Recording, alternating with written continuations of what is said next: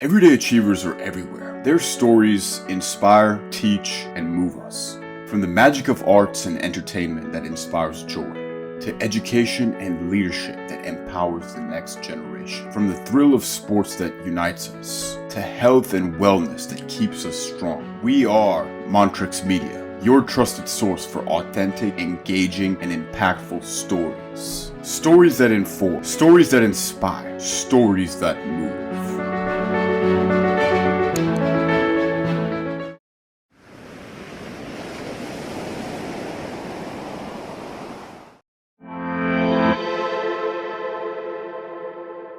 ನಮಸ್ಕಾರ ಎಲ್ರಿಗೂ. ಇವತ್ತು ನಮ್ಮ ದಿನ ಒಬ್ಬ ವಿಶೇಷ ಅತಿಥಿ ನಮ್ಮ ಕರ್ನಾಟಕದಿಂದ ಬಂದಿದ್ದಾರೆ. ಶ್ರೀನಾಥ್ ವಶಿಷ್ಠ ಅವರು ಹೆಸರಾಂತ ಕಲಾವಿದರು, ಮನೆ ಮಾತಾಗಿರತಕ್ಕಂಥವರು ಹಾಗೂ ಉದ್ಯಮಿಗಳು. ಅವರ ಜೊತೆ ಕೆಲವು ವಿಷಯಗಳನ್ನ ಮಾತಾಡೋದಕ್ಕೆ ನಮಗೆ ಇವತ್ತು ಸುವರ್ಣ ಅವಕಾಶ ಸಿಕ್ಕಿದೆ. ಬನ್ನಿ ಶ್ರೀನಾಥ್ ಅವರೇ, ನಮಸ್ಕಾರ.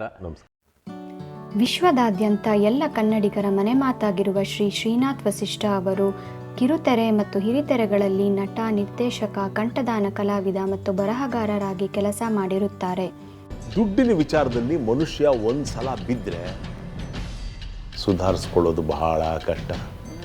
ಜೊತೆಗೆ ಸ್ಟ್ಯಾಂಡಪ್ ಕಾಮಿಡಿಯನ್ ಆಗಿಯೂ ಕೂಡ ಜನರನ್ನು ರಂಜಿಸಿದ್ದಾರೆ. ಇದೆಲ್ಲವನ್ನು ಹೊರತುಪಡಿಸಿ ಇವರೊಬ್ಬ ಉದ್ಯಮಿ ಕೂಡ. ಇವರು ಅನೇಕ ಧಾರಾವಾಹಿಗಳಲ್ಲಿ ಅಭಿನಯಿಸಿದ್ದಾರೆ. ಅದರಲ್ಲಿ ಬಹಳ ಪ್ರಸಿದ್ಧವಾದ ಧಾರಾವಾಹಿಗಳೆಂದರೆ ಮುಕ್ತ, ಸಿಲಿಲಲ್ಲಿ, ಪಾಪ ಪಾಂಡು, ಇನ್ನೂ ಹಲವಾರು.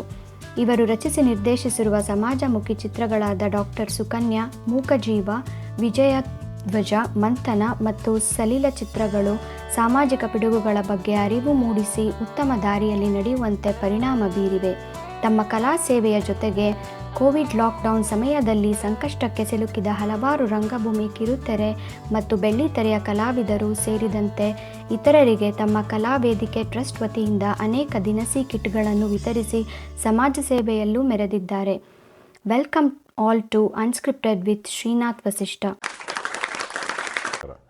ತುಂಬ ಸಂತೋಷ ಆಗ್ತಿದೆ ನೀವು ನಮ್ಮೂರಿಗೆ ಬಂದಿದ್ದು, ಸೆಂಟ್ ಲೂಸಿಗೆ ಬಂದಿದ್ದು, ಮತ್ತು ನಿನ್ನೆ ಅದ್ಭುತವಾಗಿತ್ತು ನಾಟಕ. Thank you very much sir. ನನಗೆ ಭಾಳ ಖುಷಿ ಆಗ್ತಿದೆ. ಆ್ಯಸ್ ಎ ಟೀಮ್ ನಮ್ಮನ್ನು ನೀವು ಭಾಳ ಪ್ರೀತಿಯಿಂದ ಕರೆಸ್ಕೊಂಡು, ನಮ್ಮನ್ನು ನಿಮ್ಮ ಮನೇಲಿ ಇಟ್ಕೊಂಡು, ನಮಗೆ ಊಟ ಹಾಕಿ, ನಮ್ಮ ನಾಟಕ ಪ್ರದರ್ಶನಕ್ಕೆ ಅವಕಾಶ ಮಾಡಿಕೊಟ್ಟು, ನಾವು ಮರೆಯೋಕ್ಕಾಗದೇ ಇರೋಂತಹ ಒಂದು ಗಳಿಗೆಯನ್ನು ನಮ್ಮ ಜೀವನದಲ್ಲಿ ಸೃಷ್ಟಿ ಮಾಡಿಕೊಟ್ರಿ. ಇಲ್ಲ ಸರ್, ಖಂಡಿತ. ಯಾಕೆಂದರೆ ಕಲೆ ಅನ್ನೋದು ಒಂದು ವಿಶಿಷ್ಟವಾದದ್ದು. ಯಾಕೆಂದರೆ ನೀವು ಎಷ್ಟೊಂದು ಕೆಲಸಗಳನ್ನ ಮಾಡ್ಬೋದಾಗಿತ್ತು. ಈ ಕಲೆಯನ್ನೇ ಒಂದು ಉದ್ಯಮ, ಒಂದು ಹವ್ಯಾಸವಾಗಿ ಮಾಡ್ಕೊಳ್ಳೋರ ಜೀವನ ನಮಗೆ ಬಹಳ ಮೆಚ್ಚುಗೆ ಆಗುತ್ತೆ. ಯಾಕೆಂದರೆ ಇದು ಭಾಳ ಈಸಿ. ನಾವು ಯಾವುದೋ ಒಂದು ಇಂಜಿನಿಯರ್ ಆಗೋದು, ಡಾಕ್ಟ್ರ್ ಆಗೋದು, ಯಾವುದೋ ಒಂದು ಉದ್ಯಮಕ್ಕೆ ಹೋಗೋದು. ಈ ಕಲೆ ಅನ್ನೋದನ್ನು ಅಳವಡಿಸ್ಕೊಂಡು ಅದರಿಂದ ನೂರಾರು ಸಾವಿರಾರು ಜನದಲ್ಲಿ ಏನೇನೋ ನಡೀತಿರುತ್ತೆ ದಿನನಿತ್ಯ. ಅವರಿಗೆ ಮನೋರಂಜನೆ ಕೊಡಬೇಕು ಅಂತ ನೀವೆಲ್ಲ ಕಂಕಣ ತೊಟ್ಟಿದ್ದೀರಲ್ಲ, ಅದು ನಮಗೆ ಭಾಳ ಹೆಮ್ಮೆಯಾದ ವಿಷಯ. ಸರ್, ನಾನೇನು ಗೊತ್ತಾ, ಈ ಕಲಾವಿದ ಆಗಬೇಕು ಅಂತ ಅಂದ್ಕೊಂಡಿದ್ದೇ ಒಂದು ಆಕಸ್ಮಿಕ. ದಯವಿಟ್ಟು ಅದ್ರ ಬಗ್ಗೆ ಹೇಳಿ ಸರ್. 1977, 76, 77 ಇರಬೇಕು. ನಾನಿನ್ನು ಮರೆಯಲ್ಲಾರೆ ಶೂಟಿಂಗ್ ನಡೀತಾ ಇತ್ತು, ರಾಜ್ಕುಮಾರ್ ಅವರು. ನಾನು ಅವಾಗ ಚೈಲ್ಡ್ ಡೆವಲಪ್ಮೆಂಟ್ ಇನ್ಸ್ಟಿಟ್ಯೂಟ್ ಅಂತ ಒಂದು ಸ್ಕೂಲಲ್ಲಿ ಓದ್ತಾ ಇದ್ದೆ. ಆ ಸ್ಕೂಲ್ಗೆ ಆ ಪ್ರೊಡಕ್ಷನ್ ಹೌಸಿಂದ ಯಾರೋ ಬಂದು ಒಂದಷ್ಟು ಜನ ಮಕ್ಕಳು ಬೇಕು ಅಂತ ಕೇಳಿದ್ರು. ಆ ಸಿಹಿ ಮುತ್ತು ಇನ್ನೊಂದು ಅಂತ ಒಂದು ಹಾಡಿದೆ. ಆ ಹಾಡಲ್ಲಿ ಬ್ಯಾಕ್ಗ್ರೌಂಡಲ್ಲಿ ಒಂದಷ್ಟು ಜನ ಮಕ್ಕಳು ಬೇಕಾಗಿತ್ತು. ಆ ದೀಪಾವಳಿ ಪಟಾಕಿ ಹೊಡೆಯೋದು ಮಾಡೋದು ಎಲ್ಲ. ಸೊ ಅದಕ್ಕೆ ಮಕ್ಕಳು ಬೇಕು ಅಂತ ಕೇಳಿದ್ರು. ನಾನು ಸ್ಕೂಲಲ್ಲೇ ಸ್ವಲ್ಪ ಈ ನಾಟಕ ಮಾಡೋದೆಲ್ಲ ಮಾಡ್ತಾ ಇದ್ದೆ. ಅವಾಗ ನನ್ನನ್ನು ಸೆಲೆಕ್ಟ್ ಮಾಡಿದ್ರು. I was one of the child. ತಣ್ಣವರು ನಮ್ಮ ಸ್ಕೂಲಿಂದ ಒಂದು 15-20 ಜನ ಮಕ್ಕಳು ಹೋದರು, ಅದರಲ್ಲಿ ನಾನು ಒಬ್ಬ. ಅಲ್ಲಿ ಹೋಗಿ ಆ ಸೆಟ್ಟು ಇದರಲ್ಲಿ ಚಾಮುಂಡೇಶ್ವರಿ ಸ್ಟುಡಿಯೋನಲ್ಲಿ ಸೆಟ್ ಹಾಕಿದ್ರು. ಕರ್ಕೊಂಡು ಹೋದ್ರು. ಆವಾಗ ನಾನು 6ನೇ ಕ್ಲಾಸ್ ಓದ್ತಾ ಇದ್ದೆ. ಹೋಗಿ ಆ ಸೆಟ್ ಹಾಕಿದ್ದಿದ್ದು ಅದೆಲ್ಲ ನೋಡಿ ಒಂಥರ ಒಂದು ಭ್ರಮಾಲೋಕನೇ ಸೃಷ್ಟಿ ಮಾಡಿಬಿಡ್ತು. ಅದ್ಭುತವಾಗಿತ್ತದು. ಆಮೇಲೆ ರಾಜ್ಕುಮಾರ್ ಅವರನ್ನು ನಾನು ಆ ವಯಸ್ಸಲ್ಲಿ, ಚಿಕ್ಕ ವಯಸ್ಸಲ್ಲಿ ಅಷ್ಟು ಹತ್ತಿರದಿಂದ, ಇಷ್ಟು ಹತ್ತಿರದಲ್ಲಿ ನೋಡಿ, ಅವ್ರು ನಾವೆಲ್ಲ ಮಕ್ಕಳು ಅವಾಗ, ನಮ್ಮನ್ನೆಲ್ಲ ತುಂಬ ಪ್ರೀತಿಯಿಂದ ಮಾತಾಡಿಸಿ ಅದೆಲ್ಲ ಮಾಡಿದ್ರಲ್ಲ. ನನಗೆ ಆ ಸೆಟ್ ನೋಡಿದಾಗ್ಲೇ ಈ ಥರ ಇರುತ್ತಾ ಇದು ಒಬ್ಬ ಆರ್ಟಿಸ್ಟ್ ಲೈಫು, ನಾನು ಒಬ್ಬ ಆ್ಯಕ್ಟ್ರ್ ಆಗಬೇಕು ಅಂತ ಆಸೆ ಪಟ್ಟೆ. ಸೊ ಹಾಗಾಗಿ ಅವತ್ತು ನನ್ನ ಮನಸ್ಸಲ್ಲಿ ಬಂದಿದ್ದು ಎಲ್ಲ ಹಿರಿಯರ ಆಶೀರ್ವಾದ, ದೇವ್ರ ಕೃಪೆ, ನಾನು ಅದನ್ನೇ ಪ್ರೊಫೆಷನ್ನಾಗಿ ತೊಗೊಂಡೆ ಮುಂದೆ ಅಷ್ಟೇ. ಅದ್ಭುತ ಸರ್. ಯಾಕಂದರೆ ಈ ರೀತಿ ಕನಸು ಭಾಳ ಜನಕ್ಕಿರುತ್ತೆ. ಹೌದು. ಈಗ ನಾವೆಲ್ಲ ಚಿಕ್ಕ ಹುಡುಗರಿದ್ದಾಗ ನಮ್ಗಿದ್ದಿದ್ದು ಮನೋರಂಜನೆ 1970 ಅಂದಾಗ ಒಂದೇ ಚಲನಚಿತ್ರಗಳು ನೋಡೋದು. ಯಾಕೆಂದರೆ ಎಲ್ಲರಿಗೂ ಸ್ವಲ್ಪ ಬಡತನ ಆಗೇಜ್, ಇನ್ನೂ ಅಷ್ಟು ಎಕಾನಮಿ ಇಂಪ್ರೂವ್ ಆಗಿರಲಿಲ್ಲ. ನಾವು ಏನೇ ಕನಸು ಕಾಣಬೇಕಾದ್ರೂ ಚಿತ್ರಗಳು ನೋಡಿ ಅದರಿಂದ ನಮ್ಮ ಜೀವನಕ್ಕೆ ಕನಸು ಕಾಣ್ತಾ ಇದ್ವು. ಯಾರು ಚಿಕ್ಕದಲ್ಲಿ ಕೇಳಿದ್ರೆ ನಾನು ಹೇಳ್ತಾ ಇದ್ದೆ, ನಾನು ಏನಾಗಬೇಕು ಅಂದರೆ ಒಬ್ಬ ಥಿಯೇಟ್ರ್ ಓನರ್ ಆಗಬೇಕು ಅಂತ ಹೇಳ್ತಾ ಇದ್ದೆ. ಹಾಗೆ ಇದು ಸೊ ಅದಾದ ಮೇಲೆ ನೀವು ಕಾಲೇಜ್ ವ್ಯಾಸಂಗ ಮತ್ತು ಅದರಿಂದ ಈ ವೃತ್ತಿಗೆ ಹೇಗೆ ಬಂದರೆ ಅಂತ ಸ್ವಲ್ಪ ಹೇಳಿದ್ರೆ ಚೆನ್ನಾಗಿದೆ ಸರ್. ನಾನು SSLC ಆದಮೇಲೆ PUC ಮಾಡಿದೆ, ವಿಜಯ ಕಾಲೇಜಲ್ಲಿ PUC ಮಾಡಿದೆ. PUC ಆದಮೇಲೆ MS ರಾಮಯ್ಯಲ್ಲಿ ಇಂಜಿನಿಯರಿಂಗ್ ಮಾಡಿದೆ, ಮೆಕ್ಯಾನಿಕಲ್ ಇಂಜಿನಿಯರಿಂಗ್ ಮಾಡಿದೆ ನಾನು. ಅದಾದಮೇಲೆ ಸ್ಕೆಫ್ಕೋ ಅಂತ SKF ಬೇರಿಂಗ್ಸ್, ಅದರಲ್ಲಿ ನಾನು ಸೇಲ್ಸ್ ಎಕ್ಸಿಕ್ಯೂಟಿವ್ ಆಗಿದ್ದೆ. ಓಕೆ. ಆವಾಗ ದೂರದರ್ಶನ್ ಆಗಷ್ಟೇ ಶುರುವಾಗಿತ್ತು, 86-87 ಆಗಷ್ಟೇ ಶುರುವಾಗಿತ್ತು. 1 hour ಪ್ರೋಗ್ರಾಮ್ ಕೊಡ್ತಾಯಿದ್ರು ಕನ್ನಡಕ್ಕೆ. 1 hour ಪ್ರೋಗ್ರಾಮ್ ಮೀಸಲು, ಕಾಲು ಗಂಟೆ 4 ಎಪಿಸೋಡು. ಆವಾಗ 87 TN ಸೀತಾರಾಮ್ ಅವ್ರದ್ದು ಒಂದು TP ಕೈಲಾಸಂ ಸಣ್ಣ ಕಥೆಗಳು ಅಂತ. ನಾನೇನು ಮಾಡಿದೆ, ಇಂಜಿನಿಯರಿಂಗ್ ಓದ್ತಾ ಇರೋವಾಗಲೇ ನಾಟಕ ಮಾಡೋಕ್ಕೆ ಶುರು ಮಾಡಿದೆ. 82ರಲ್ಲಿ ನಾನು ಮೊದಲನೇ ಸಲ ರಂಗಭೂಮಿಯಲ್ಲಿ ವೇದಿಕೆ ಮೇಲೆ ರವೀಂದ್ರ ಕಲಾಕ್ಷೇತ್ರದಲ್ಲಿ ಬಹಳ ದೊಡ್ಡ ಕಲಾವಿದರ ಜೊತೆಗೆ ನಾಟಕ ಮಾಡಿದೆ. ಆವಾಗ ನಾನು SSLC ಓದ್ತಾ ಇದ್ದೆ. ಸೊ ಹಾಗಾಗಿ ಆ ನಾಟಕದ ಸೆಳೆತ, ಆಮೇಲೆ ಬೆಂಗಳೂರಲ್ಲಿರುವ ಬಹುತೇಕ ಹವ್ಯಾಸಿ ತಂಡಗಳ ಜೊತೆ ನಾನು ಗುರುತಿಸ್ಕೊಂಡೆ.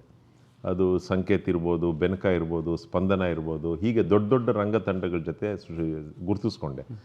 ಆಮೇಲೆ ನಮ್ಮ ತಂದೆಯವರೇ ಒಂದು ಹವ್ಯಾಸಿ ರಂಗ ತಂಡವನ್ನು ಕಟ್ಟಿದ್ರು, ಶಶಿಕಲಾವಿದರು ಅಂತ. ಅದು ಫಸ್ಟ್ ಅಮೆಚೂರ್ ಥಿಯೇಟರ್ ಕರ್ನಾಟಕ ನಾಟಕ ಅಕಾಡೆಮಿನಲ್ಲಿ ರಿಜಿಸ್ಟರ್ ಆಗಿದ್ದು. ಸೊ ಅವರು ಅಖಿಲ ಕರ್ನಾಟಕ ನಾಟಕ ಸ್ಪರ್ಧೆಗಳನ್ನು ಮಾಡೋರು. ಅದ್ಭುತ. ಕನ್ನಡ ಸಾಹಿತ್ಯ ಪರಿಷತ್ತಿನ ವೇದಿಕೆಯಲ್ಲಿ 1 ವಾರ ಮಾಡೋರು. ಸೊ ಅದೆಲ್ಲವನ್ನು ನೋಡಿ ಬೆಳೀತಾ ಇದ್ದವನು ರಂಗಭೂಮಿ ಕಡೆ ನನ್ನ ಸೆಳೆತ ಬಂತು. ಅದಾದಮೇಲೆ TV-ನಲ್ಲಿ ಆವಾಗ ನಾನು ಕೆಲಸ ಮಾಡ್ತಾಯಿದ್ನಲ್ಲ, ಬೆಳಿಗ್ಗೆ ಅರ್ಧ ದಿವಸ ಕೆಲಸಕ್ಕೆ ಹೋಗ್ತಾಯಿದ್ದೆ, ಆಮೇಲೆ ಅರ್ಧ ದಿವಸ ಶೂಟಿಂಗ್ ಹೊರಟೋಗ್ತಿದ್ದೆ. ಒಂದು ದಿನ ನಾನು ಆಫೀಸ್ಗೆ ಹೋದರೆ ನನ್ನ ಟೇಬಲ್ ಮೇಲೆ ಒಂದು ಕವರ್ ಇತ್ತು. ಏನೋ ಕವರ್ ಅಂತ ಓಪನ್ ಮಾಡಿ ನೋಡಿದೆ, ಅದರಲ್ಲಿ you have been promoted and transferred to Mumbai ಅಂತ ಇತ್ತು. SKF ಬೇರಿಂಗ್ಸ್ ಅಲ್ಲಿಗೆ. ನಾನು ಮನೆಗೆ ಬಂದು ನಮ್ಮ ತಂದೆಗೆ ಹೇಳಿದೆ, ನಾನು ಕೆಲಸಕ್ಕೆ ಹೋಗಲ್ಲ ಇನ್ಮೇಲೆ ಅಂತ. ಏನು ಮಾಡ್ತೀಯಾ ಅಂದರು. ಮನೆಯಲ್ಲಿ ಆಯಿತು, ವಾದ ವಿವಾದಗಳೆಲ್ಲ ಆಯಿತು. ಏನು ಮಾಡ್ತೀಯಾ ಅಂದರು. ನಾನು ಆ್ಯಕ್ಟ್ ಮಾಡ್ತೀನಿ ಹಿಂದೆ, ಆ್ಯಕ್ಟ್ ಮಾಡ್ಕೊಂಡೆ ಜೀವನ ಮಾಡ್ಬಿಡು ನೀನು ಅಂದರು. ಅವ್ರು ಅವತ್ತು ಬೈದು ಹೇಳಿದ್ದು ನನಗೆ ಆಶೀರ್ವಾದ ಆಯಿತು. ಅದನ್ನೇ ನಾನು ಪ್ರೊಫೆಷನ್ನಾಗಿ ತೊಗೊಂಡೆ. God's grace, still going. ಆಯಿತು, ಹೆಚ್ಚು ಕಮ್ಮಿ 37-38 ವರ್ಷ ಆಯಿತು. ಅಫ್ಕೋರ್ಸ್ ಒಬ್ಬ ಕಲಾವಿದನಾಗಿ ಬಹುತೇಕ ಅಪ್ಸ್ ಆ್ಯಂಡ್ ಡೌನ್ಸ್ ಇರುತ್ತೆ ಜೀವನದಲ್ಲಿ. But we have overcome that and we are still overcoming it, going on, God's grace. ಅದ್ಭುತ ಸರ್. ಯಾವುದೇ ಒಂದು ವೃತ್ತಿ ಜೀವನ ಅಂದಮೇಲೆ ಏರುಪೇರುಗಳು ಅದ್ರ ಜೊತೆ ಇದ್ದೇ ಇರುತ್ತೆ. ಈ ಕಲಾ ಜೀವನ ಅಂದರೆ ನನ್ನ ಪ್ರಶ್ನೆ ಏನು ಅಂದರೆ, ನೀವು ಎಷ್ಟೋ ಜನ ಹಿರಿಯರು ರಂಗಭೂಮಿನಲ್ಲಿ ಸಾಧಕರಿರ್ಬೋದು, ಚಲನಚಿತ್ರ ಅಥವಾ ಟೆಲಿವಿಷನ್ ಮೀಡಿಯಾದಲ್ಲಿ ಎಷ್ಟೋ ಜನ ಹಿರಿಯರು ಅವನ್ನೆಲ್ಲ ಮೀಟ್ ಆಗಿದ್ದೀರಾ. ಇದರಿಂದ ನಿಮಗೆ ಏನಾದರೂ ಒಂದು ಕಲಿತ ಪಾಠಗಳು ಅಂದರೆ ಜೀವನದ ಬಗ್ಗೆ ಇರ್ಬೋದು, ಲೀಡರ್ಶಿಪ್ ಬಗ್ಗೆ ಇರ್ಬೋದು, ಅಥವಾ ಫೋಕಸ್ ಬಗ್ಗೆ ಇರ್ಬೋದು, ಏನಾದರೂ ಶೇರ್ ಮಾಡೋಕ್ಕೆ? ಬಹಳ ಕಲ್ತಿದ್ದೀನಿ ಸರ್. ಒಂದು, ನಮ್ಮ ಇಂಡಸ್ಟ್ರಿನಲ್ಲಿ you should not be a leader. ಆ ಒಂದನ್ನು ಅರ್ಥ ಮಾಡ್ಕೊಂಡಿದ್ದೀನಿ. ಎಸ್ಪೆಷಲಿ ಈ ಕಲೆ ಅಂತ ನಾವು ಟೆಲಿವಿಷನ್ ಇರ್ಬೋದು, ಸಿನಿಮಾ ಇರ್ಬೋದು, you should not be a leader. ಬೇರೆ ಯಾರಿಗೋ ತೊಂದರೆ ಆಗ್ತಿದೆ ಅಂತ ಅವ್ರ ಪರವಾಗಿ ನಾವು ಮಾತಾಡೋಕೆ ಹೋದರೆ ಸಫರ್ ಮಾಡೋರು ನಾವೇ. ಯಾರು ಲೀಡರ್ಶಿಪ್ ತೊಗೋತಾರಲ್ಲ ಅವ್ರು ಸಫರ್ ಮಾಡ್ತಾರೆ. ಈ ಅನುಭವ ಬೇಕಾದಷ್ಟಾಗಿದೆ. ಬಟ್ ನಾನು ಪ್ರತಿ ಇನ್ಸಿಡೆನ್ಸ್ ಆದಾಗಲೂ ಬುದ್ಧಿ ಕಲಿತೀನಿ. ಬಟ್ ಸ್ಟಿಲ್ ಅವ್ರಿಗೆ ಯಾರಿಗೂ ಏನೋ ತೊಂದರೆ ಆಗ್ತಿದೆ ಅಂದಾಗ ನಾನು ಅವ್ರ ಪರವಾಗಿ ಮಾತಾಡೋಕ್ಕೆ ಹೋಗ್ತೀನಿ. Again I will end up in that same ಇದು. ಬಟ್ ಏನು ಮಾಡೋಕ್ಕಾಗಲ್ಲ. ತುಂಬ ಕಲ್ತಿರೋದಂತೂ ತುಂಬ ಇದೆ. ಹೌ ವಿ ಶುಡ್ ಬಿ, ನಮ್ಮ ನಟನೆ ಬಗ್ಗೆ ಇರ್ಬೋದು, ನಾವು ನಮ್ಮ ಸಹ ಕಲಾವಿದ್ರ ಜೊತೆ ನಮ್ಮನ್ನು ನಾವು ತೊಡಗಿಸ್ಕೊಳ್ಳೋ ರೀತಿ ಇರ್ಬೋದು, ಅಥವಾ ಸಮಾಜದಲ್ಲಿ ನಾವು ಹೇಗಿರಬೇಕು ಅನ್ನೋದಿರ್ಬೋದು. ಈ ಥರದ್ದನ್ನು every moment, especially as an actor, of course ಎಲ್ರಿಗೂ ಕಲಿಯೋ ಅವಕಾಶಗಳಿರುತ್ತೆ. ಆದರೆ ನಾವು ಜನಕ್ಕೆ ಭಾಳ ಹತ್ತಿರ ಇರೋದ್ರಿಂದ ನಮ್ಮನ್ನು ಅಂದರೆ they will treat us as roll models. ಹೌದು. ಅವ್ನು ಹೆಂಗಿದ್ದಾನೆ, ನಾವು ಆ ಥರ ಇರಬೇಕು ಅಂತ ಅಳವಡಿಸ್ಕೊಳ್ಳೋರು ಇರ್ತಾರೆ. ತುಂಬ ಜನ ಇಲ್ಲದೇ ಇದ್ದರು, ಕೆಲವರಂತೂ ಇರ್ತಾರೆ. ಬಟ್ ಅವ್ರಿಗೆ ನಾವು ಮಾದರಿಯಾಗಿದ್ದರೆ ನಮ್ಮ ಜೀವನ ಸಾರ್ಥಕ ಅನ್ನೋದು ಅನಿಸುತ್ತೆ. ಬಟ್ ತುಂಬ ಕಲ್ತಿರೋದಂತೂ ತುಂಬ ಇದೆ. ಅಲ್ಲ, ನೀವು ಹೇಳಿದ್ದು ಭಾಳ ನಿಜ. ಯಾಕೆಂದರೆ ಪ್ರತಿಯೊಬ್ಬರು ದಿನದಲ್ಲಿ ಏನು ಕೆಲವು ಗಂಟೆಗಳ ಕಾಲ ನಿಮಗೋಸ್ಕರ ಮೀಸಲಿಡ್ತಾರೆ ನಿಮ್ಮ ಕಾರ್ಯಕ್ರಮಗಳು ನೋಡಬೇಕೆಂದರೆ. ಅದರಿಂದ ಅವ್ರಿಗೆ ನಿಮ್ಮ ಪ್ರಭಾವ ಇದ್ದೇ ಇರುತ್ತೆ. ಹಾಗೇನೆ ನಿಮ್ಮ ಸಾರ್ವಜನಿಕ ಜೀವನದಲ್ಲಿ ಅವರು ನಿಮ್ಮ ನಡೆ ನುಡಿ ನಿಮ್ಮ ಜೀವನ ಶೈಲಿ ನೋಡಿದಾಗ ಅದರಿಂದ ಪ್ರಭಾವಿತರಾಗೋದು ಭಾಳ ಖಂಡಿತ. ಸೊ ಈಗ ಒಂದು ಸ್ವಲ್ಪ ಬದಲಾವಣೆ, ಈಗ ನೀವು ಕಲಾವಿದರಲ್ಲದೆ ಉದ್ಯಮದ ಬಗ್ಗೆನೂ ಭಾಳ ಆಸಕ್ತಿ ಇದೆ ಅಂತ ತಿಳಿದ್ವಿ. ಸೊ ಹೇಗೆ ಈ ಆಂಟ್ರಪ್ರಿನರ್ಶಿಪ್ ಅನ್ನೋದು ಮೊದಲಿಂದ ಇತ್ತಾ ಅಥವಾ ಈ ಕಲೆ ಜೊತೆಗೆ ಬೆಳೀತಾ? ಕಲೆ ಜೊತೆಗೆ ಬೆಳೀತು. ಏನಂದರೆ ನಾನು ಆಗಲೇ ಹೇಳಿದಾಗೆ ಒಬ್ಬ ಕಲಾವಿದನಾಗಿ ಮುಂಚೆ ಎಲ್ಲ ಹೇಗಿತ್ತು ಅಂದರೆ ಸರ್, ದೂರದರ್ಶನ್ ಒಂದೇ ಇದ್ದಾಗ, ಅಲ್ಲಿಂದ ಹೇಳಬೇಕಾಗತ್ತೆ, ದೂರದರ್ಶನ್ ಒಂದೇ ಇದ್ದಾಗ ಒಬ್ಬ ಕಲಾವಿದನಿಗೆ ಒಂದು ದಿನದ ಪೇಮೆಂಟು 500 600 ಈ ಥರ ಇತ್ತು. ಬರೀ ದೂರದರ್ಶನ ಒಂದೇ ಇದ್ದಿದ್ದು. ಆವಾಗ ಪ್ರೊಡಕ್ಷನ್ ಕಾಸ್ಟು ಕಮ್ಮಿ ಇರೋದು. ಆಗಿನ 87 88ರಲ್ಲಿ ನಾನು ಹೇಳ್ತಿರೋದು. ಅವಾಗ ಏನು ಮಾಡೋರು, ಅರ್ಧ ದಿವಸ ಶೂಟಿಂಗ್ ಹೋದರೆ ಅರ್ಧ ಪೇಮೆಂಟ್ ಕೊಡೋರು. ಈಗ ಫಾರ್ ಎಕ್ಸಾಂಪಲ್ ನಂದು ಪೇಮೆಂಟ್ 500 ರೂಪಾಯಿ ಪರ್ ಡೇ ಅಂದ್ಕೊಳ್ಳಿ. ನಾವು ಅರ್ಧ ದಿನ ಹೋದರೆ 250 ರೂಪಾಯಿ ಕೊಡೋರು. ಒಂದು ತಿಂಗಳಲ್ಲಿ ಒಂದು 4-5 ದಿನ ಶೂಟಿಂಗ್ ಇರೋದು. ಸೊ ಆ ದುಡ್ಡು ಸಂಪಾದನೆ ಮಾಡಿ ಹೇಗೆ ನಾವು ಬದುಕೋಕ್ಕಾಗುತ್ತೆ? ಸೊ ಆವಾಗ ಇದು ಏನಾದರೂ ಮಾಡಬೇಕು ಅಂದಾಗ ನಾನು ಒಂದು ಕಟಿಂಗ್ ಟೂಲ್ ಡಿಸ್ಟ್ರಿಬ್ಯೂಷನ್ ಓಪನ್ ಮಾಡಿದ್ದೆ. ನಾನು ಕೆಲಸ ಬಿಟ್ಟ ಮೇಲೆ ಪ್ಯಾರಲಲ್ಲಾಗಿ ಕಟಿಂಗ್ ಟೂಲ್ ಡಿಸ್ಟ್ರಿಬ್ಯೂಷನ್ ಒಂದು ಓಪನ್ ಮಾಡಿದ್ದೆ. ಆ ಡಿಸ್ಟ್ರಿಬ್ಯೂಷನ್ನಲ್ಲಿ ನಾವು ಬ್ಯಾಂಕಲ್ಲಿ ಸಾಲ ಮಾಡಿ ಸ್ಟಾಕ್ ಇಟ್ಟು ಸಪ್ಲೈ ಮಾಡ್ತಾಯಿದ್ವಿ ಇಂಡಸ್ಟ್ರೀಸ್ಗೆ. ಎಲ್ಲ ಮೆಟಲ್ ಕಟಿಂಗ್ ಪ್ರಾಡಕ್ಟ್ಸ್ ನಾನು ಮಾಡ್ತಾಯಿದ್ವಿ. ಒಂದು ಟೈಮಲ್ಲಿ ಬೆಂಗಳೂರಲ್ಲಿ ಸಿಕ್ಕಾಪಟ್ಟೆ ರಿಸಿಷನ್ ಬಂದ್ಬಿಡ್ತು. ರಿಸಿಷನ್ ಬಂದಾಗ ಏನಾಗೋಯ್ತು, ನಾನು ಬ್ಯಾಂಕಲ್ಲಿ ಸಾಲ ತೊಗೊಂಡ್ಬಿಟ್ಟಿದ್ದೀನಿ, ನನ್ನ ಕಂಪ್ನಿ ಕ್ಲೋಸ್ ಆಗೋಯ್ತು. ನಾನು ಯಾರ್ಯಾರಿಗೆ ಸಪ್ಲೈ ಮಾಡಿದ್ದೆ, ನಮ್ದು ಏನಂದರೆ ಮಿನಿಮಮ್ 30 ಡೇಸ್ ಕ್ರೆಡಿಟ್. ನಾವು ಕೊಟ್ಟ ಮೇಲೆ 30 ದಿನ ಆದಮೇಲೆ ಕೊಡೋರು. ಅವ್ರು 30 ದಿನ ಕೊಟ್ಟರೆ ಓಕೆ, 40-45 ದಿನ ಆಗೋದು. ಸೊ ಆ ಮನಿ ರೊಟೇಷನ್ ಭಾಳ ಕಷ್ಟ ಆಗ್ತಾಯಿತ್ತು. ಪ್ರತಿ ಸಲ ಇನ್ವೆಸ್ಟ್ ಮಾಡಿ, ನಾನು ಕಸ್ಟಮರ್ಗೋಸ್ಕರ ಇನ್ವೆಸ್ಟ್ ಮಾಡಿ ಮೆಟೀರಿಯಲ್ ತಂದು ಸಪ್ಲೈ ಮಾಡಿದ್ರೆ from the day of supply till I get the payment it is around 40 days.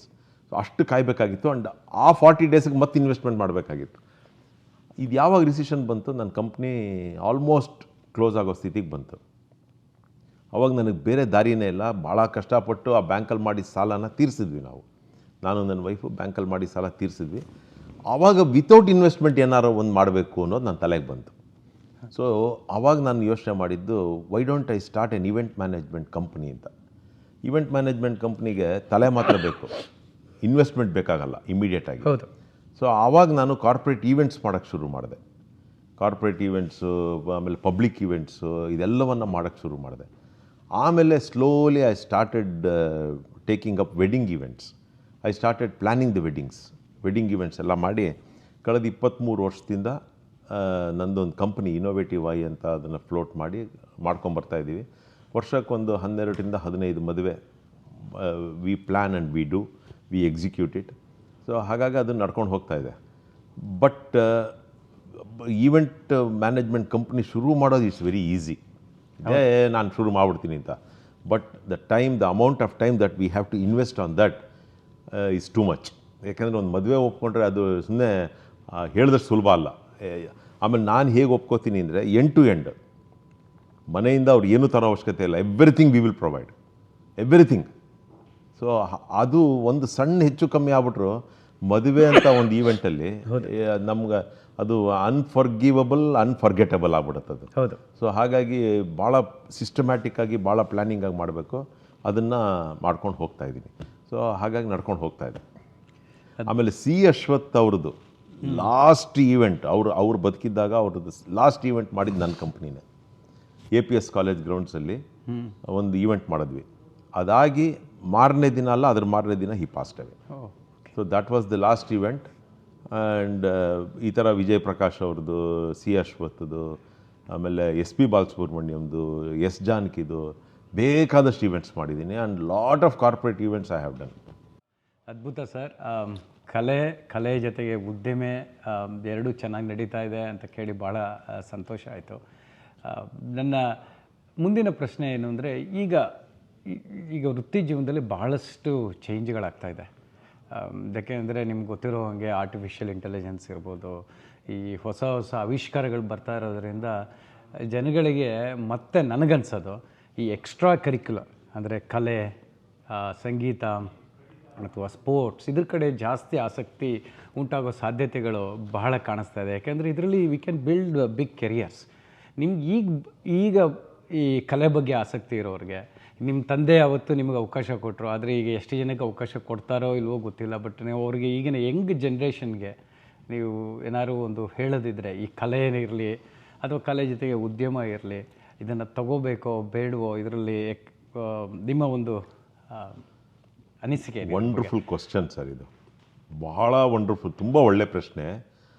ನಾವು ಆಗ ಶುರು ಮಾಡಿದವರು ಈ 30 ವರ್ಷ ಆದರೂ ಇನ್ನೂ ಈ ಕಲೆಯನ್ನು ನಂಬಿಕೊಂಡು, ಕಲೆಯನ್ನು ಆರಾಧಿಸ್ತಾ, ಕಲೆಯನ್ನೇ ನಮ್ಮ ಉಸಿರು ಅಂತ ತಿಳ್ಕೊಂಡು ಬದುಕನ್ನು ಕಟ್ಕೊಂಡಿದ್ದೀವಿ.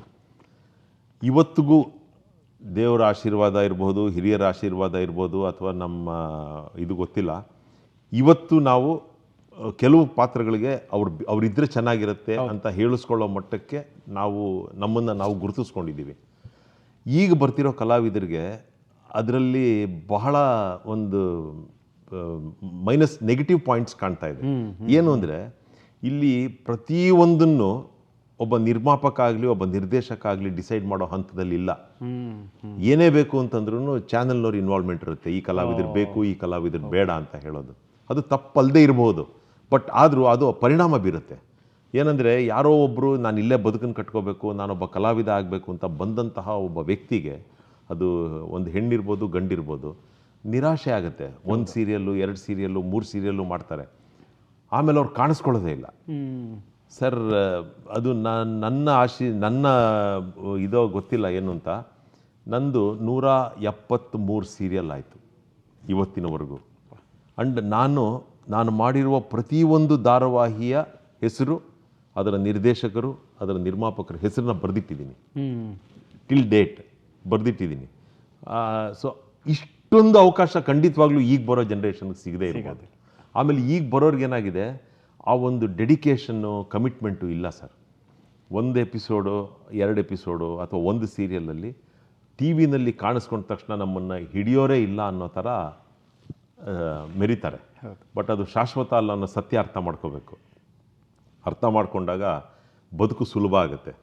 ಬಟ್ ಈಗ ಬರ್ತಿರೋರಿಗೆ ಸ್ವಲ್ಪ ಕಷ್ಟ ಇದೆ. ನನಗಂತೂ ತುಂಬ ಜನ ಫೋಟೋಸ್ ಕಳಿಸ್ತಾರೆ, ನನಗೊಂದು ಅವಕಾಶ ಮಾಡಿಕೊಡಿ ಅಂತ ಹೇಳ್ತಾರೆ. ಬಟ್ ನಾನು ಅವ್ರಿಗೆ ಹೇಳೋದು ಒಂದೇ, ಬರೋದು ತಪ್ಪಲ್ಲ, ಆದರೆ ನೀವು ಬರೋದಕ್ಕೆ ಮುಂಚೆ ನಿಮ್ಮನ್ನು ಪ್ರಿಪೇರ್ ಆಗಿ ಬರಬೇಕು. ಅವ್ರಿಗೆಲ್ರಿಗೂ ಹೇಳ್ತೀನಿ ನಾನು, ಒಂದೇ ಒಂದು ನಾಟಕ ಮಾಡಿ ಬನ್ನಿ ನೀವು ಅಂತ. ಬಿಕಾಸ್ ನಾಟಕ ತುಂಬ ಕಲಿಸುತ್ತೆ ಬದುಕಲ್ಲಿ. ಸೊ ಒಂದು ನಾಟಕ ಮಾಡಿ ಬನ್ನಿ, ಸೊ ದಟ್ ನಿಮಗೆ ಗೊತ್ತಾಗುತ್ತೆ ಹೇಗೆ ನಿಮ್ಮನ್ನು ನೀವು ತೊಡಗಿಸ್ಕೋಬೇಕು ಅನ್ನೋದು ಅಂತ ಅವ್ರಿಗೆ ಹೇಳ್ತೀನಿ ನಾನು. ಬಟ್ ಈಗ ಬರುವಂತಹ ಕಲಾವಿದರಿಗೆ ಅವಕಾಶಗಳು ನೋಡೋದಕ್ಕೆ ಬಹಳ ಇದೆ ಅನ್ನಿಸ್ಬೋದು, ಆದರೆ ಅದು ತುಂಬ ಲಿಮಿಟೆಡ್ ಆಗಿರುತ್ತೆ. ಬಟ್ ಅವರವರ ಅದೃಷ್ಟ, ಅವರವರ ಪರಿಶ್ರಮ, ಅವರವರ ಇದರ ಮೇಲೆ ಅವ್ರ ಬದುಕನ್ನು ಅವ್ರು ಕಟ್ಕೋಬೇಕಾಗತ್ತೆ. ನಾನು ಒಬ್ಬ ನಟನಾಗಿ ಅಲ್ಲದೆ, ನಾನು ಒಬ್ಬ ಉದ್ಯಮಿಯಾಗಿ ಅಲ್ಲದೆ, ಒಬ್ಬ ನಿರ್ದೇಶಕನಾಗಿ ಕೂಡ, ಸಿನಿಮಾ ನಿರ್ದೇಶಕನಾಗಿ ಕೆಲಸ ಮಾಡಿದ್ದೀನಿ. 9 ಸಿನಿಮಾ ಡೈರೆಕ್ಟ್ ಮಾಡಿದ್ದೀನಿ. ಅದರಲ್ಲಿ 1 ತಮಿಳ್ ಸಿನಿಮಾ. ಈಗ ರೀಸೆಂಟಾಗಿ ಮಾಡಿದ್ದು ಮೂಕ ಜೀವ ಅಂತ, ಅದು 2 ಲ್ಯಾಂಗ್ವೇಜಲ್ಲಿ ಮಾಡಿದೆ. ಮೌನಂ ಅಂತ ತಮಿಳಲ್ಲಿ, ಮೂಕ ಜೀವ ಅಂತ ಕನ್ನಡದಲ್ಲಿ. ಅದಕ್ಕೆ ಮುಂಚೆ ಆಮೇಲೆ ನಾನು ಯಾವುದು ದೊಡ್ಡ ಬಡ್ಜೆಟ್ ಸಿನಿಮಾಗಳು ಮಾಡಲ್ಲ, 2 ಕೋಟಿ 3 ಕೋಟಿ, ಬಿಕಾಸ್ ಬರಲ್ಲ ದುಡ್ಡು ವಾಪಸ್ಸು. ಇನ್ವೆಸ್ಟ್ ಮಾಡಿ ದುಡ್ಡು ವಾಪಸ್ ಬರಬೇಕು. ನಾವು ಸಣ್ಣ ಬಡ್ಜೆಟ್ಟು, ನಾವು ಏನಾರೋ ಒಂದು ಮೆಸೇಜ್ ಇರುವಂತಹ ಒಂದು ಸಬ್ಜೆಕ್ಟನ್ನು ತೊಗೊಂಡು ಮಾಡ್ತೀನಿ. ನಾನು ಫಸ್ಟ್ ಮಾಡಿದ್ದು ಒಬ್ಬ ಡ್ರಗ್ ಅಡಿಕ್ಟ್ ಬಗ್ಗೆ ಮಾಡಿದೆ. ಒಬ್ಬ ಇಂಜಿನಿಯರಿಂಗ್ ಸ್ಟೂಡೆಂಟು, ಅವನು ಫ್ರೆಂಡ್ಸಿನ ಒತ್ತಾಯಕ್ಕೆ ಬಿದ್ದು ಡ್ರಗ್ಸ್ ತೊಗೊಂಡು ಅವನ ಮನೇಲಾಗೋ ಅನಾಹುತ, then how he tries to come back, ಅದನ್ನು ಮಾಡಿದೆ. ಆಮೇಲೆ ಒಂದು ನೀರಿನ ಬಗ್ಗೆ ಮಾಡಿದೆ. ಹರಿಯೋ ನೀರು, ಈ ಫ್ಯಾಕ್ಟ್ರಿ ವೇಸ್ಟ್ ಎಲ್ಲ ಸೇರಿಕೊಂಡು ಆ ನೀರು ಉಪಯೋಗಿಸುವಂತಹ ಜನಕ್ಕೆ, ಜಾನುವಾರಿಗೆ ಅಂದರೆ ಪ್ರಾಣಿಗಳಿಗೆ ಏನು ತೊಂದರೆ ಆಗ್ಬೋದು, ಆ ಸಬ್ಜೆಕ್ಟ್ ಇಟ್ಕೊಂಡು ಮಾಡಿದೆ. ಇನ್ನೊಂದು ಭ್ರೂಣ ಹತ್ಯೆ ಬಗ್ಗೆ ಮಾಡಿದೆ, ಹೆಣ್ಣು ಭ್ರೂಣ ಹತ್ಯೆ ಬಗ್ಗೆ ಮಾಡಿದೆ. ಸೊ ಈ ಥರ ಎಲ್ಲ ಆ ಥರದ್ದು ಸಬ್ಜೆಕ್ಟ್ಗಳನ್ನೇ ಆರಿಸ್ಕೊಂಡು ಸಿನಿಮಾ ಮಾಡುವಂತಹ ಒಂದು ಕೆಲಸ ಮಾಡ್ತಾಯಿದ್ದೀನಿ. ನಾನು ಇದೇ ರೀತಿ ಸಿನಿಮಾ ಡೈರೆಕ್ಟ್ ಮಾಡ್ತೀನಿ, ಒಂದಷ್ಟು ಸ್ಟ್ಯಾಂಡಪ್ ಕಾಮಿಡಿ ಶೋಸ್ ಮಾಡಿದ್ದೀನಿ, ಸ್ಟುಡಿಯೋ ಇದೆ ನಂದೊಂದು. ಈ ಥರ ಏನೋ ಮಾಡಿಕೊಂಡು ಹೋಗ್ತಾಯಿದ್ದೀನಿ, ಬದುಕನ್ನು ಕಟ್ಕೊಳ್ಳೋ ಪ್ರಯತ್ನ ಮಾಡ್ತಾಯಿದ್ದೀನಿ. ಇಲ್ಲ, ಭಾಳ ಅದ್ಭುತವಾಗಿತ್ತು. ಯಾಕಂದರೆ ನಿಮ್ಮ ಕಥೆ ಇಲ್ಲಿ ಉದ್ಯಮ, ಕಲಾ ಸೇವೆ, ಅದಲ್ಲದೆ ಸಮಾಜಕ್ಕೆ ಒಂದು ಸಂದೇಶ ಕೊಡಬೇಕು ಅನ್ನೋ ಧ್ಯೇಯ ಎಲ್ಲ ಭಾಳ ಚೆನ್ನಾಗಿದೆ ಶ್ರೀನಾಥ್ ಅವರೇ. ತುಂಬ ಧನ್ಯವಾದಗಳು. ಇನ್ಫ್ಯಾಕ್ಟ್ ನಮ್ಮದೊಂದು ಟ್ರಸ್ಟು ಇದೆ, ಹೌದಾ? ಕಲಾ ವೇದಿಕೆ ಅಂತ ಒಂದು ಟ್ರಸ್ಟ್ ಇದೆ. ಕೋವಿಡ್ ಟೈಮಲ್ಲಿ ನಾವು ನಮ್ಮ ಟ್ರಸ್ಟ್ ಕಡೆಯಿಂದ ಬೆಂಗಳೂರಲ್ಲಿ ತುಂಬ ಜನ ಸಹಾಯ ಮಾಡಿದ್ರು ಎಲ್ರಿಗೂ. ನಮ್ಮ ಟ್ರಸ್ಟಿಂದನೂ ಒಂದು ನಮ್ಮ ಕೈಲಾಗಿದ್ದೇನೋ ಒಂದು ಮಾಡಬೇಕು ಅಂತ ಒಂದು 195 ಜನಕ್ಕೆ ಫುಡ್ ಕಿಟ್ಸ್ ಕೊಟ್ವಿ. ಆವಾಗ ನಮ್ಮ ಮನೆಯಲ್ಲೇ ಫುಡ್ ಕಿಟ್ಸ್ ಎಲ್ಲ ರೆಡಿ ಮಾಡಿ ಅದನ್ನೆಲ್ಲ ಡಿಸ್ಟ್ರಿಬ್ಯೂಟ್ ಮಾಡಿದ್ವಿ. ಸೊ ಹೀಗೆ ಏನೋ ನಮ್ಮ ಕೈಲಾಗಿದ್ದು, ಕೆರೆಯ ನೀರನ್ನು ಕೆರೆಗೆ ಚೆಲ್ಲು, ನಾನು 100 ರೂಪಾಯಿ ಸಂಪಾದನೆ ಮಾಡಿದ್ರೆ 5 ರೂಪಾಯಿ ವಾಪಸ್ ಕೊಡೋಣ ಅನ್ನೋದು. ಯಾಕೆಂದರೆ 90 ರೂಪಾಯಿ ವಾಪಸ್ ಕೊಡೋಕ್ಕಲ್ಲ, ನಮಗೂ ಜೀವನ ಮಾಡೋಕ್ಕೆ ಬೇಕಲ್ಲ. ಸೊ ನಾನು ನನ್ನನ್ನು ರೋಟ್ರಿ ಕ್ಲಬ್ಬಲ್ಲೂ ಗುರುತಿಸ್ಕೊಂಡಿದ್ದೀನಿ. ಸೊ ಹೀಗೆ ಬೇರೆ ಬೇರೆ ಕಡೆಯಿಂದ I try to be with public, ಜನಗಳ ಮಧ್ಯೆ ಇದ್ದು ಜನಗಳಿಗಾಗಿ ಜನಗಳ ಸೇವೆ ಮಾಡ್ತಾ ಇರಬೇಕು ಅನ್ನೋದು ನನ್ನ ಆಸೆ sir. It is my humble ಇದು ಆಂಬಿಷನ್. ಶ್ರೀನಾಥ್ ಅವರೇ, ಒಂದು ವಿಷಯ ಕೇಳ್ಪಟ್ಟಿದ್ವು ನಾವು, ನೀವು ಜೀವನದಲ್ಲಿ ಕೆಲವು ದುರಂತ ಸಮಯ ನಿಮಗೆ ಬಂದಿತ್ತು, ಕೆಲವು ಸನ್ನಿವೇಶದಲ್ಲಿ, ಅದ್ರ ಬಗ್ಗೆ ಸ್ವಲ್ಪ ಹೇಳ್ತೀರಾ? ಅದರಿಂದ ಹೇಗೆ ಚೇತರಿಸ್ಕೊಂಡ್ರಿ? ಆ ಚೇತರಿಕೆಗೆ ನಿಮಗೆ ಸಹಾಯ ಮಾಡಿದ ವ್ಯಕ್ತಿಗಳು ಅಥವಾ ಆ ವಾತಾವರಣ ಹೇಗಿತ್ತು? ಅದರಿಂದ ನೀವು ಕಲ್ತಿದ್ದೇನು ಅಂತ? ಸರ್, ನಾನು ಈ ಪಾಪ ಪಾಂಡುನಲ್ಲಿ ಆ್ಯಕ್ಟ್ ಮಾಡ್ತಾಯಿದ್ದೆ. ಅವಾಗ ನಾನು ತುಂಬ ಬ್ಯುಸಿ ಇದ್ದೆ. ದಿನಕ್ಕೆ 2 ಸೀರಿಯಲ್ ಆ್ಯಕ್ಟ್ ಮಾಡ್ತಾಯಿದ್ದೆ. ಫಸ್ಟ್ ಹಾಫ್ ಒಂದು ಸೀರಿಯಲ್ಲು, ಸೆಕೆಂಡ್ ಹಾಫ್ ಒಂದು ಸೀರಿಯಲ್ಲು. ಆಮೇಲೆ ಪ್ರತಿ ಶನಿವಾರ ನಮಗೆ ಪಾಪ ಪಾಂಡು ಶೂಟಿಂಗ್ ಇರೋದು ಫಿಕ್ಸ್. ಅದು ಆಫೀಸ್ ಮಾಡೋರು ಪ್ರತಿ ಶನಿವಾರ ಫಿಕ್ಸು. ಅವತ್ತು ನಾವು ಬೇರೆ ಯಾವ ಶೂಟಿಂಗು ಒಪ್ಕೊಳ್ಳೋಂಗಿಲ್ಲ. ಅದು ಇಟ್ ವಾಸ್ ಎ ಕಮಿಟ್ಮೆಂಟ್. ಆವಾಗ ನಾನು ಸೀತೆ ಅಂತ ಒಂದು ಸೀರಿಯಲ್ ಮಾಡ್ತಾಯಿದ್ದೆ, ಅಶೋಕ್ ಕಶ್ಯಪ್ ಅವ್ರದ್ದು. ಅದು ತೀರ್ಥಹಳ್ಳಿ ಶೂಟಿಂಗ್ ಇತ್ತು. ಆ ವೀಕ್ ಪೂರ್ತಿ ನಾವು ತೀರ್ಥಹಳ್ಳಿ ಶೂಟಿಂಗ್ ಮಾಡಿ, ಶುಕ್ರವಾರ ರಾತ್ರಿ ಅಲ್ಲಿಂದ ನನಗೆ ಬಸ್ ಬುಕ್ ಮಾಡಿದ್ರು ಬೆಂಗಳೂರಿಗೆ ಬರೋಕ್ಕೆ. ಯಾಕಂದರೆ ಶನಿವಾರ ಮಾರನೇ ದಿನ ಪಾಪ ಪಾಂಡು ಶೂಟಿಂಗ್ ಇತ್ತು. ಬಸ್ ಬುಕ್ ಮಾಡಿದ್ದವ್ರು ಏನು ಮಾಡಿಬಿಟ್ರು, ಬಸ್ ಕ್ಯಾನ್ಸಲ್ ಮಾಡ್ತೀವಿ, ನೀವು ನನ್ನ ಸಿಸ್ಟರ್ಸ್ ಇಬ್ಬರು ಹೋಗ್ತಾರೆ, ಅವ್ರ ಜೊತೆ ಹೋಗಿ ಅಂತ ಡೈರೆಕ್ಟ್ರು, ಆ ಸೀರಿಯಲ್ ಡೈರೆಕ್ಟ್ ಹೇಳಿದ್ರು. ಸರಿ ಅಂದ್ಬಿಟ್ಟು ಅವ್ರ ಜೊತೆ TTನಲ್ಲಿ ಬಂದೆ. ನನಗೆ ನಾರ್ಮಲ್ಲಾಗಿ ಟ್ರಾವೆಲ್ ಮಾಡುವಾಗ ನಿದ್ದೆ ಬರೋಲ್ಲ. ಆ TTನಲ್ಲಿ ಅವರಿಬ್ಬರು ಲೇಡೀಸು, ನಾನು ಮತ್ತು ಡ್ರೈವರ್, 4 ಜನ ಬೆಂಗಳೂರಿಗೆ ಬಂದ್ವಿ. ಆ ಡ್ರೈವರ್ ಜೊತೆ ಮಾತಾಡ್ಕೊಂಡು ಬಂದೆ ನಾನು. ಬೆಳಗ್ಗೆ ಅಲ್ಲಿ ಅವ್ರನ್ನ ಮನೆಗೆ ಬಿಟ್ಟು ನನ್ನನ್ನು ಮನೆಗೆ ಬಿಟ್ಟರು. ಮನೆಗೆ ಬಂದ ತಕ್ಷಣ ಸ್ನಾನ ಮಾಡಿಕೊಂಡು ಪಾಪ ಪಾಂಡು ಶೂಟಿಂಗ್ ಹೋದೆ. ಅವತ್ತು ಸಾಯಂಕಾಲ ಮಂಡ್ಯ PES ಕಾಲೇಜಲ್ಲಿ ಒಂದು ಕಾರ್ಯಕ್ರಮಕ್ಕೆ ನಾನು ಗೆಸ್ಟು. ನಾನು ಮಧ್ಯ ಅವತ್ತು ಬೇಗ ಮುಗೀತು ಶೂಟಿಂಗು. ಮನೆಗೆ ಬಂದು ನನ್ನ ವೈಫ್ ಕೇಳಿ, ನಾನು ಎಲ್ಲೂ ಹೋಗಲ್ಲ ಕಾರ್ಯಕ್ರಮಕ್ಕೆ, ನಂಗೆ ರಾತ್ರಿ ಎಲ್ಲ ನಿದ್ದೆ ಎಲ್ಲ ಮಲಗಿಬಿಡ್ತೀನಿ ಅಂತ ಮಲಗಿದೆ. ಆ PES ಕಾಲೇಜಿನ ಅಲ್ಲಿ ಯಾರು ಕಾರ್ಯಕ್ರಮ ಆಯೋಜನೆ ಮಾಡಿದ್ರು ಅವ್ರೇನು ಮಾಡಿದ್ರು, ನಾನು ಫೋನ್ ಟ್ರೈ ಮಾಡಿದ್ದಾರೆ, ಫೋನ್ ಸ್ವಿಚ್ ಆಫ್ ಆಗಿತ್ತು. ಮನೆಗೆ ಬಂದರು ನಾನು ಕರ್ಕೊಂಡು ಹೋಗೋಕ್ಕೆ. ಮನೆಗೆ ಬಂದು ಅವರು, ಸರ್ ನೀವೇನು ನಿಮ್ಮ ಕಾರ್ ತರಬೇಡಿ, ನಾವು ಕಾರ್ ವ್ಯವಸ್ಥೆ ಮಾಡಿದ್ದೀವಿ, ನಿಮ್ಮನ್ನು ಕರ್ಕೊಂಡು ಹೋಗ್ತೀವಿ ಬನ್ನಿ ಅಂದರು. ನಮ್ಮನೆವರೆಗೂ ನಿಮ್ಮ ಕಾರಲ್ಲಿ ಬನ್ನಿ ಅಂದರು. ನನ್ನ ಹತ್ರ ಅವಾಗ ಪ್ರೀಮಿಯರ್ 118 ಕಾರ್ ಇತ್ತು. ಅವ್ರ ಮನೆ ಹತ್ರ ಹೋದೆ. ಅಲ್ಲಿ ನೋಡಿದ್ರೆ ಒಂದು ಸ್ಯಾಂಟ್ರಾ ಕಾರ್ ಇದ್ದಾರೆ, 8 ಜನ ಇದ್ದಾರೆ ಅವರು. ಹಿಂಗೆ ಹೋಗೋದು. I was force to take my car. ನಾನು ಮನೇಲಿ ಹೇಳಿಲ್ಲ ನನ್ನ ವೈಫ್ಗೆ ನಾನು ಕಾರಲ್ಲಿ ಹೋಗ್ತೀನಿ ಅಂತ. ಸರಿ, ಅಲ್ಲಿಂದ ಮಂಡ್ಯ ಕಾರಲ್ಲಿ ಹೊಟ್ಟೋದ್ವಿ. ಹೋಗ್ತಾ 4 ಗಂಟೆ ಟೈಮು, ಸಾಯಂಕಾಲ ಮಾತಾಡ್ಕೊಂಡೆಲ್ಲ ಹೋದ್ವಿ. ರಾತ್ರಿ ಅಲ್ಲಿ ಕಾರ್ಯಕ್ರಮ ಮುಗಿದ ಮೇಲೆ ಅಲ್ಲಿ ಮಂಡ್ಯ ಸ್ಪೋರ್ಟ್ಸ್ ಕ್ಲಬ್ಬಲ್ಲಿ ಒಂದು ಇದು ಗೆಟ್ ಟುಗೆದರು, ಡಿನ್ನರ್ ಎಲ್ಲ ಅರೇಂಜ್ ಮಾಡಿದ್ರು. ಎಲ್ಲರೂ ಕೂತ್ಕೊಂಡು ಊಟ ಮಾಡ್ತಾಯಿದ್ರು, ಡ್ರಿಂಕ್ಸ್ ತೊಗೋತಾಯಿದ್ರು. ನನಗೆ ಒಂಥರ ರೆಸ್ಟ್ಲೆಸ್ನೆಸ್ ಶುರುವಾಗ್ಬಿಡ್ತು, ನಿದ್ದೆ ಮಾಡಬೇಕು ಅನ್ನೋದು. ನಾನು 10:45 ಅಷ್ಟೊತ್ತಿಗೆ ಅಲ್ಲಿಂದ ಹೊರಟ್ಬಿಟ್ಟೆ. ಕಾರ್ಯಕ್ರಮ ಎಲ್ಲ ಅದ್ಭುತವಾಗಾಯಿತು, ಯಾರಿಗೂ ಹೇಳಲಿಲ್ಲ. ಹೊರಟ್ಬಿಟ್ಟೆ. ಅವಾಗ ಮೈಸೂರು ಬೆಂಗಳೂರು ಸಿಂಗಲ್ ರೋಡು. ವಾಪಸ್ ಬರ್ತಾಯಿದ್ದೆ 11:40 ಇರ್ಬೋದು. ನನಗೆ ಬರ್ತಾಯಿದ್ದೆ, ನಿದ್ದೆ ಎಳೆದ್ಬಿಡ್ತು. ಐ ವಾಸ್ ಟೋಟ್ಲಿ ಒಂಥರ ನಿದ್ದೆ ಬಂತು. ನಾನು ಕಾರ್ ಹಿಂಗೆ ತಿರುಗಿಸ್ಬೇಕಾದ್ರೆ ಎದುರುಗಡೆ ಒಂದು ಸಿಂಗಲ್ ಮರ ಇತ್ತು. ನನಗೆ ಗೊತ್ತಾಗ್ತಾ ಇದೆ, ನಾನು ಮರ ಕಾಣ್ತಾ ಇದೆ, ಮರಕ್ಕೆ ಹೋಗಿ ಡಿಕ್ಕಿ ಹೊಡಿತಿದ್ದೀನಿ, ಗೊತ್ತಾಗ್ತಿದೆ. I could not control my sleep. ಕಾರನ್ನು ಕಂಟ್ರೋಲ್ ಮಾಡೋಕ್ಕೆ ಆಗಿಲ್ಲ, ಹೋಗಿ ಮರಕ್ಕೆ ಹೊಡೆದ್ಬಿಟ್ಟೆ. ಹೊಡೆದ್ಮೇಲೆ ನಂಗೆ ಒಂದು ಮೇಜರ್ ಆಕ್ಸಿಡೆಂಟ್ ಆಯಿತು. I was admitted to hospital, ಎಲ್ಲ ಆಯಿತು. ಆವಾಗ ಆ್ಯಕ್ಚುಲಾಗಿ ನಮಗೆ ನಾವು ಇಂಡಸ್ಟ್ರಿಗೆ ಬಂದಾಗಿಂದ ನಮ್ಗೆ ಯಾರೂ ಗಾಡ್ ಫಾದರ್ಸ್ ಇಲ್ಲ. ನಾವೇ ಒಂದಾದ್ಮೇಲೆ ಒಂದು ಮಾಡ್ಕೊಂಬಂದಿದ್ದು. ಹಾಸ್ಪಿಟ್ಲಲ್ಲಿ ಮಲಗಿದ್ದೀನಿ ನಾನು, ನನ್ನ ಕಾಲಿಗೆ ಟ್ರ್ಯಾಕ್ಷನ್ ಹಾಕಿದ್ರು. 3 months 12 ವಾರ ಬೆಡ್ ಮೇಲೆ ಇರಬೇಕು ಅಂದರು. ಏನು ಮುಂದಿನ ಜೀವನ? It was a big question mark in my life. ಕಲೆನೇ ನಂಬ್ಕೊಂಡು ಬದುಕಿರೋ ನಾನು, ಆ್ಯಂಡ್ ನನ್ನ wife is also an artist, ಅವಳು ಭರತನಾಟ್ಯ ಡ್ಯಾನ್ಸರು. ನಾವಿಬ್ಬರು ಕಲೆ ನಂಬ್ಕೊಂಡು ಬದುಕಿದ್ದೀವಿ. ಹೆಂಗೆ ನಮ್ಮದು ಬದುಕು ಮುಂದೆ? ನನಗೇನಾದ್ರು ಹೆಚ್ಚು ಕಮ್ಮಿ ಆಗ್ಬಿಟ್ರೆ how do I lead my life ಅಂತ ಮಲಗಿದ್ದೆ. ತುಂಬಾ ಒಂಥರ ಮೆಂಟಲ್ ಸ್ಟೇಟಸ್ ಸರಿ ಇರಲಿಲ್ಲ. ಆವಾಗ ಇಬ್ಬರು ಬಂದರು ಸರ್. ನಾನು I can not forget in my life ಸಿಹಿ ಕಹಿ ಚಂದ್ರು ಆ್ಯಂಡ್ ಸಿಹಿ ಕಹಿ ಗೀತಾ. ಇಬ್ಬರು ಹಾಸ್ಪಿಟ್ಲಿಗೆ ಬಂದರು. ಅವರು ಒಂದು ಮಾತು ಹೇಳಿದ್ರು, ಏನು ವರಿ ಮಾಡ್ಕೊಬೇಡ ಕಣ, ನಾನಿದ್ದೀನಿ. ನಾನು ಅವ್ರನ್ನ ಕೇಳಿದೆ ಒಂದು ಮಾತು, ಚೇಂಜ್ ಮಾಡಿಬಿಡ್ತೀರಾ ನನ್ನ ಪಾತ್ರ, ಚೇಂಜ್ ಮಾಡಿಬಿಡ್ತೀರಾ ಅಂತ. ಬಿಕಾಸ್ ದಟ್ ವಾಸ್ ತುಂಬ ಅನ್ಸರ್ಟನ್ ಮೊಮೆಂಟ್ ಅದು. ಹೌದು, ಹೆಂಗೆ ಬದುಕು ಅನ್ನೋದು ಕೇಳಿದೆ ನಾನು. ನನ್ನನ್ನು ಚೇಂಜ್ ಮಾಡಿಬಿಡ್ತೀರಾ ಅಂತ. ಯಾರು ನಿನ್ನನ್ನು ಚೇಂಜ್ ಮಾಡಲ್ಲ, ನೀನು ಬಾ, ದಟ್ ಕ್ಯಾರೆಕ್ಟರ್ ನೀನೇ ಮಾಡೋದು ಆ ಪಾತ್ರನ, ನೀನು ಬಾ ಅಂತ ಹೇಳಿದ್ರು. ಸರ್ ಇವತ್ತು ಅದು ಹೆಂಗೆ ಅಂದರೆ, ಅವತ್ತು ಐ ಡಿಸೈಡೆಡ್. ಆ್ಯಂಡ್ ಅವರು ನನಗೆ ಎಲ್ಲವೂ sir, what ever it is. ನಾವು ಅದಾದಮೇಲೆ ಅವರು ಎಲ್ಲ ಪ್ರಾಜೆಕ್ಟಲ್ಲೂ ಮಾಡಿದ್ದೀನಿ ನಾನು. ಅವರಿಬ್ಬರು ಹೇಗಾಗಿದ್ದಾರೆ ಅಂತಂದರೆ, they are part of my life. ಅವ್ರು ಎಲ್ಲಿ ಏನಾದರೂ ಮಾಡಲಿ, ಅವ್ರು ಏನಾದರೂ ಇದು ಮಾಡ್ಬೋದು, ಬಟ್ ನನಗೆ ಒಂಥರ ಅಣ್ಣ ಅತ್ತಿಗೆ ಥರ, ತಂದೆ ತಾಯಿ ಥರ ಅವರು. ಈಗಲೂ ನಾನು ಅದನ್ನು ನೆನೆಸ್ಕೊಂಡ್ರೆ I will become emotional.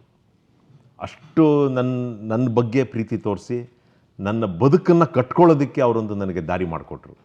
So ಅಂಥ ಒಬ್ಬ ವ್ಯಕ್ತಿಯನ್ನು ನನ್ನ ಜೀವನ ಪರ್ಯಂತ ನಾನು ನನ್ನ ಹೆಂಡತಿ ಇಬ್ಬರೂ ಮರೆಯೋದಕ್ಕೆ ಸಾಧ್ಯನೇ ಇಲ್ಲ. ಅದನ್ನು ಈ ಇಂಟರ್ವ್ಯೂಲಿ ಹೇಳಬೇಕಾಗಿತ್ತು, ಹೇಳಿದ್ದೀನಿ ಸರ್. ಖಂಡಿತ ಸರ್, ಧನ್ಯವಾದಗಳು. ಯಾಕೆಂದರೆ ನಿಮ್ಮ ಜೊತೆ ಮಾತಾಡ್ತಾ ಇದ್ದರೆ ಬಹಳ ಇದೆ ಕಲಿಯೋದು ಮತ್ತು ತಿಳ್ಕೊಳ್ಳೋದು. ನಿಮ್ಮ ಕಲೆ ಜೊತೆಗೆ ನೀವು ಎಷ್ಟು ಕ್ಷೇತ್ರಗಳಲ್ಲಿ ನಿಮ್ಮನ್ನು ಆವರಿಸ್ಕೊಂಡಿದ್ದೀರಾ ಅಂತ ಕೇಳಿ ಭಾಳ ಸಂತೋಷ ಆಯಿತು. ನಮ್ಮ ಅಮೇರಿಕಾ, ಪರ್ಟಿಕ್ಯುಲರ್ ನಮ್ಮ ಸೆಂಟ್ ಲೂಯಿಸಿಗೆ ಬಂದು ನಮ್ಮ ಜೊತೆ ಕಾಲ ಕಳೆದಿದ್ದಕ್ಕೆ ತುಂಬ ಧನ್ಯವಾದಗಳು. ಕಡೆಯದಾಗಿ ಸೆಂಟ್ ಲೂಯಿಸ್ ಬಗ್ಗೆ ನೀವು ಮೋಸ್ಟ್ಲಿ ಇಲ್ಲಿ ಬಂದಿರಲಿಕ್ಕಿಲ್ಲ, ಇದು ಮೊದಲನೇ ಫಸ್ಟ್ ವಿಸಿಟು. ಇನ್ನು ನೋಡೋದಿದೆ ಸ್ಥಳನ. ಇದುವರೆಗೂ ಇಲ್ಲಿ ಕಳೆದಿದ್ದ ಕ್ಷಣಗಳ ಬಗ್ಗೆ ಒಂದು 2 ಮಾತು ಹೇಳಿ ಮುಗಿಸೋದಾದರೆ ಏನು ಹೇಳ್ಬೋದು ಸರ್? ನಾವು ಸೆಂಟ್ ಲೂಯಿಸ್ಗೆ ಬರ್ತೀವಿ ಅನ್ನೋದು ನಿರ್ಧಾರ ಆದ ಕ್ಷಣದಿಂದ ಟಿಲ್ ನಾವು ಈ ಕ್ಷಣದವರೆಗೂ ಈ ಸೆಂಟ್ ಲೂಯಿಸ್ ಕನ್ನಡದವರ ನಿಮ್ಮೆಲ್ಲರ ಪ್ರೀತಿ ಅಗಾಧ. ಐ ಆಮ್ ಟೆಲ್ಲಿಂಗ್ ಯು, ನನ್ನ ಹೃದಯದ ಆಳದಿಂದ ಹೇಳ್ತಾ ಇದ್ದೀನಿ. ನಾವು ಬ್ಯಾಗೇಜ್ ಚೆಕ್ ಇನ್ ಮಾಡಿದಾಗಿಂದ ಆ ಬ್ಯಾಗೇಜ್ದು ನಂಬರ್ಸು, ಟ್ಯಾಗ್ ನಂಬರ್ಸು, ಅದನ್ನು ಕಳಿಸೋದಿರ್ಬೋದು, ಏರ್ಪೋರ್ಟಲ್ಲಿ ನಮ್ಮನ್ನು ಪಿಕಪ್ ಮಾಡಿದ ರೀತಿ, ಕರ್ಕೊಂಬಂದು ನಿಮ್ಮ ಮನೇಲಿ ಇಟ್ಕೊಂಡು ನಮ್ಮನ್ನು ನೋಡ್ಕೊಂಡಿದ್ದ ರೀತಿ, ನಿನ್ನೆ ನಾಟಕ ಮಾಡಿದಾಗ ನಮಗೆ ತೋರಿಸಿದ ಜನಗಳು ತೋರಿಸಿದ ಪ್ರೀತಿ, ಆ ನಾಟಕಕ್ಕೆ ಸಿಕ್ಕ ರೆಸ್ಪಾನ್ಸು, ಇವೆಲ್ಲವನ್ನು ನಾವು ಮರೆಯೋಕ್ಕೆ ಸಾಧ್ಯ ಇಲ್ಲ ಸರ್. We are blessed. ಆಮೇಲೆ ಇದು ಎಲ್ಲ ಕಲಾವಿದರಿಗೂ ಸಿಗಲ್ಲ ಸರ್. ನಾನು ಅಮೇರಿಕಾಗೆ ಸುಮಾರು ಇದು ನಂದು 14ನೇದೋ 15 ಟ್ರಿಪ್ ಇರೋದು. ಎಲ್ಲ ಕಲಾವಿದರಿಗೂ ಸಿಗದೇ ಇರುವಂತಹ ಒಂದು ಸೌಭಾಗ್ಯ ನಮಗೆ ಸಿಕ್ಕಿದೆ. ಅದು ನಮಗೆ ರಂಗಭೂಮಿಯಿಂದ ಬಂದಿರುವಂಥದ್ದು. ನಾಟಕ ಮಾಡೋಕ್ಕೆ ಬರ್ತೀರಾ ಅಂತ ತುಂಬ ಜನ ಕೇಳಿದಾಗ ಖಂಡಿತ ಬರ್ತೀವಿ ಅಂದಾಗ ಹಿಂದೆ ಮುಂದೆ ನೋಡದೆ ಬನ್ನಿ ಅಂತ ಕರೀತಾರೆ. ಯಾಕೆಂದರೆ ನಾವು ಬಂದಾಗ ಏನೋ ಒಂದು ಒಳ್ಳೆ ನಾಟಕ ಕೊಡ್ತೀವಿ ಅಂತ ಅವ್ರಿಗೂ ನಂಬಿಕೆ ಇದೆ. ಆ ನಂಬಿಕೆ ಉಳಿಸ್ಕೋಬೇಕು ಅನ್ನೋ ಆಸೆ ನಮಗೂ ಇದೆ. ಹಾಗಾಗಿ ಸೆಂಟ್ ಲೂಯಿಸಲ್ಲಿ ಈ ಟ್ರಿಪ್ಪಲ್ಲಿ ನಾವು ಬರೀ 4 ಸ್ಟೇಟ್ಗೆ ಹೋಗಿ ಬಂದ್ವಿ. ಬಟ್ ಆ ಎಲ್ಲ 4 ಸ್ಟೇಟ್ಗಳಲ್ಲೂ ನಮ್ಗೆ ಅದ್ಭುತವಾದಂತಹ ಸ್ವಾಗತ, ಆತಿಥ್ಯ ಸಿಕ್ಕಿದ್ರೂ ಇಲ್ಲಿ ಸಿಕ್ಕಂತಹ ಆತಿಥ್ಯವನ್ನು ನಾವು ಮರೆಯೋದಕ್ಕೆ ಸಾಧ್ಯನೇ ಇಲ್ಲ. ನಾನು ಮತ್ತು ನನ್ನ ಜೊತೆ ಬಂದಿರುವ ಕಲಾವಿದರು, ಸಿಹಿ ಕೈ ಚಂದ್ರು ಅವರಿರ್ಬೋದು, ಸುಂದರರು, ವೀಣಾ ಸುಂದರರು, ಇವರೆಲ್ಲರ ಪರವಾಗಿ ನಿಮ್ಮೆಲ್ಲರಿಗೂ ನನ್ನ ಹೃತ್ಪೂರ್ವಕವಾದ ಧನ್ಯವಾದಗಳನ್ನು ಈ ಮೂಲಕ ಸಮರ್ಪಿಸ್ತೇನೆ. ಖಂಡಿತ ಸರ್, ಧನ್ಯವಾದಗಳು. Thank you very much sir. Thank you.